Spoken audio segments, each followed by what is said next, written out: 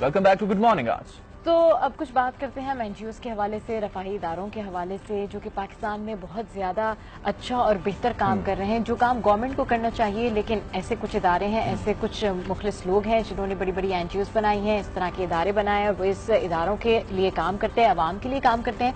तो ऐसे एक इदारे से आज हमारे स्टूडियोज में हमें ज्वाइन किया है अल-खिदमत फाउंडेशन के ये असिस्टेंट सेक्रेटरी जनरल है एजाजुल्लाह खान साहब। इनसे मजीद बात करेंगे। अस्सलाम वालेकुम sir and welcome to good morning आज। कैसे हैं आप? वालेकुम अस्सलाम। सर, आपकी फाउंडेशन बड़ा जबरदस्त काम कर रही है और लोगों के लिए बहुत ज्यादा सहूलतें फराहम कर रही है। ये बताइए कि आपका फाउंडेशन है जो रफाही इदारा है, ये कब से एक्टिवेटेड है और ये किस तरह लोगों के काम आता है?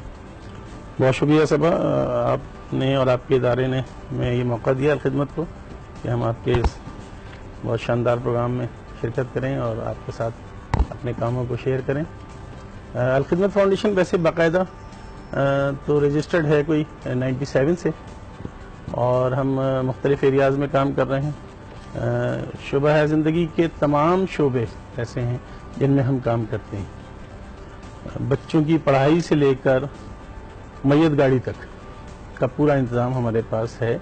लेकिन दरमियान में हम बहुत सारे एरियाज़ ऐसे कवर करते हैं कि जो इस वक्त शदीद नौयत की पाकिस्तान के जो मखसूस हालात हैं उसमें ज़रूरत होती है। इसका बहुत बड़ा काम तो हमने, आपने सुना होगा कि 2005 में जो अर्थक्वेक हुआ, तो अल-खिदमत फाउंडेशन अल्हम्दुलिल्लाह वो ऑर्गेनाइजेशन थी कि जो हर मुकाम पर पहुंची और हर उस जगह पहुंची जहां कोई और इदारा नहीं पहुंच पा रहा था।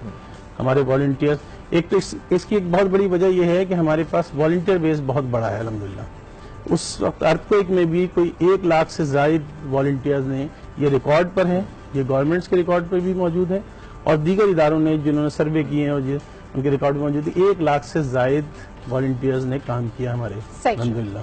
तो ये एक बहुत बड़ा काम था। अच्छा खान साहब, और उसके साथ साथ दीगर इदारों, ये आप बता रहे हैं कि रफाही तौर पे काम कर रहे हैं, सोशल कॉजेज के लिए काम कर रहे हैं, 2005 के अर्थक्वेक के लिए काम किया, तो कितने सेंटर्स आपके पाकिस्तान भर के अंदर हैं या सिर्फ कराची के अंदर आप लोग काम करते हैं?